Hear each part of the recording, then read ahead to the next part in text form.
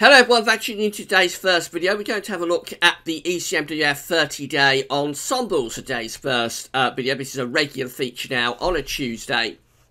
We have a look at what the ECMWF sort of ensemble model is showing for the next 30 days, courtesy of the Hungarian Met Office website. So I'll show you what's happening in a moment in terms of the weather for the next month as far as the ECMWF is forecasting. Looking at temperature and precipitation anomalies for the next 4 weeks. Can't see a mean sea level pressure or 500 millibar high anomaly that goes with these temperature precipitation anomalies, but you can get a rough idea really of what the model is expecting in terms of a broad setup that is causing those temperature and precipitation anomalies.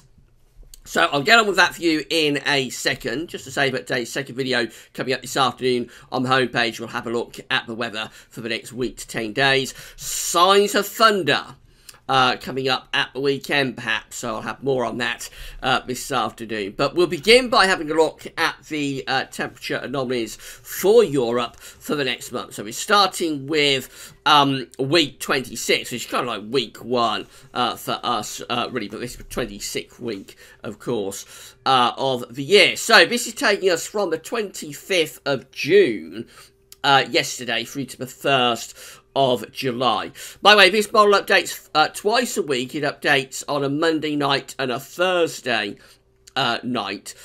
We don't do the Friday update because we'd be repeating ourselves a little bit and it would clash with JMA Friday. But you can come back and have a look at this on both Tuesdays and Fridays at the Hungarian Met Office website. The link to this website is on the links page. So this is how the temperature anomalies are looking for the next few days, then taking us from the 25th of June through to the 1st of July. Very warm in the northwest of Europe. You'll see that much of France, Ireland, the UK, and going into southern parts of Scandinavia and into Denmark as well. We've got temperature anomalies there between 3 and 6 degrees above average. So a really warm temperature anomaly coming up for the next week. It's completely different though down in the southeastern part of Europe, because here across sort of the Balkans down to Greece and then over the Adriatic to Italy and into parts of the Mediterranean as well, like Corsica and Sardinia, we've got temperature anomalies there coming out below average. We're around 3 to 6 degrees below average with our temperature anomaly in this southeastern part of Europe in particular. So it's really quite cool indeed in the southeast of Europe, but it's very warm to hot in the northwest of Europe. Other parts of the Mediterranean, we've got Portugal coming out a little bit cooler than average, but northern Spain, eastern part of Spain, it's a bit warmer there. And it looks like the central bowl of Mediterranean, so kind of like the Balearic Islands of Mallorca, Minorca and Ibiza, are warming up a little bit as well. Parts of North Africa remain cool, particularly around Morocco, but Tunisia and Algeria turning a little bit warmer in those areas. As far as the precipitation is concerned, again, we see this very distinct northwest to southeast split. So the southeast of Europe not only is cool, but also coming out substantially wetter than average, especially around Greece. You don't even goes off on holiday in the next few days to Greece. They do need to prepare for wet weather, I'm afraid. There's going to be some very big thunderstorms coming along. Indeed. Also a little bit wetter than average still across parts of Spain and Portugal, but up into the northwest of Europe, so in this sort of central and northwestern part, it's significantly drier than average. That includes the UK and Ireland, but also France, the Low Countries of Belgium, Holland, Denmark, Germany, and going northwards into Norway, Sweden, we come out significantly drier than average in those areas. So hot and dry in the northwest of Europe, cool and wet in the southeast of Europe in the week ahead. This is how week 2 is looking. This one is taking us from the 2nd through to the 8th of July. We find that it's still substantially warmer than average across much of northern Europe. It's not as warm as it is in week 1, so the temperature anomaly is generally between around 1 to 3 degrees above average, as opposed to being 3 to 6 degrees above average in some areas, such as we see in the week ahead. Still substantially warmer than average, though, for Ireland, for the UK, for much of eastern France, Belgium, Holland, Germany, Denmark, into southern parts of Norway and Sweden. It's coming out significantly warmer than average in those areas. Still cooler than average in the southeast of Europe, but less so compared to week 1.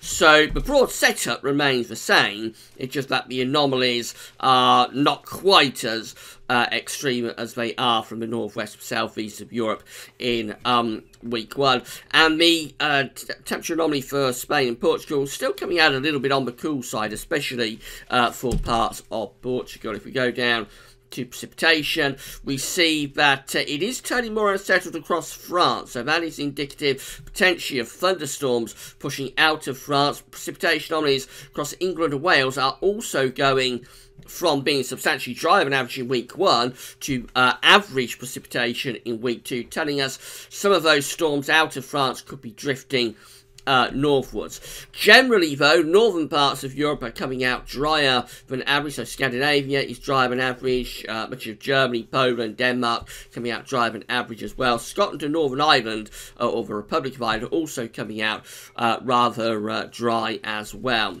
Southern Europe, so the southeast, is losing that very high precipitation anomaly that we have in week 1. We're going back to average, so it's drying out a little bit in the southeast of Europe, also turning drier across Spain and Portugal as well.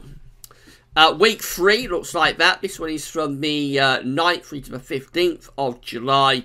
So the anomalies are easing, but we're still generally a little bit warmer than average in the northwest of Europe, again, particularly around Ireland, the UK, northern France, Germany, Denmark, southern parts of Norway and Sweden, and also Belgium and Holland. Those areas still coming out a little bit milder than average, or a little bit warmer than average, you would say. Southern Europe, generally closer to average. It is turning a bit warmer than average through the central part of Spain, but much of southern Europe, generally average to a little bit warmer than average in the western part of the Med, a little bit cooler than average still in the eastern part of the Med. Overall, though, the north of Europe is warmer, the south of Europe is cooler. And then we go through to week 4. This takes us from the 16th through to the 22nd of July. Looks like the warmer than average temperature anomalies then are becoming centred across the central part of Europe. So from eastern France through to Germany, through to Poland, I mean going further eastwards of that in towards like Ukraine and over towards the Black Sea, we've got a swathe of warmer than average temperature anomalies through that central part of Europe, which means that northwestern Europe is beginning to cool down. So Ireland, many parts of the UK, Norway, Sweden, those sort of areas, possibly Denmark, turning a little bit cooler, turning much closer towards average, possibly indicative of an Atlantic flow becoming established after that thundery breakdown that occurs through the first week of July, perhaps. And then down across southern parts of Europe, the temperature anomalies remain a bit of a mixed bag, but overall close to average. So the warmth is really through both central and ultimately eastern parts of Europe as we go through into the middle stages of July, cooling down in the northwest, and temperature anomalies remain quite close to average through much of the Med. We do lose that very, very cool temperature anomaly that we have in week 1 in this southeastern part of Europe, much closer to average once we get this week out of the way. Excuse me. And then finally, we go through to the precipitation anomaly. So generally, the drier than average conditions are being pushed in towards that central and eastern part of Europe with those warmer than average temperatures. Most of the Med are coming out with average precipitation, and much of northern, western, northwestern Europe also coming out with average precipitation as well, telling us it's probably turning more unsettled in the north and the west of Europe. But of course, this is a very long way off. It's 4 weeks away. And so it's the most unreliable part of all of this. So there has to be quite a bit of a health warning with that. So I think broadly the ECM 30-day ensembles are kind of seeing... well, they're definitely seeing a very hot start for much of the north and the west of Europe, particularly focused around Ireland, the UK.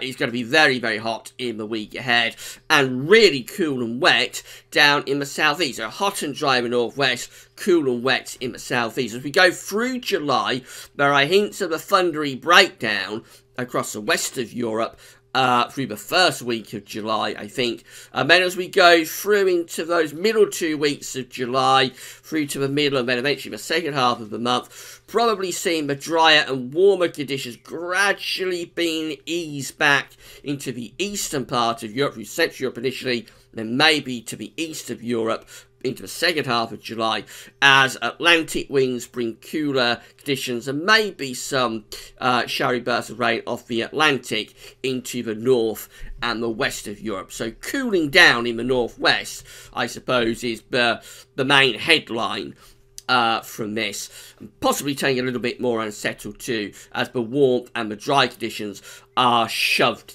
into the eastern part of Europe. But again, there is, as always, a very big health warning associated with any forecast beyond kind of like 5 to 7 days. That's a reliable time frame. Up to 10 days is semi-reliable in some weather patterns. Beyond 10 days, and then you are getting into the realm of being very speculative and prone to chopping and changing. So it could look different next week, but that's the latest snapshot, what the ECM is showing for the next month. Right, come back this afternoon when we'll have the latest on the heatwave, and also potentially some big thunderstorms coming up at the weekend and into next week. I'll have more on that this afternoon. That's all for now. Thanks for watching.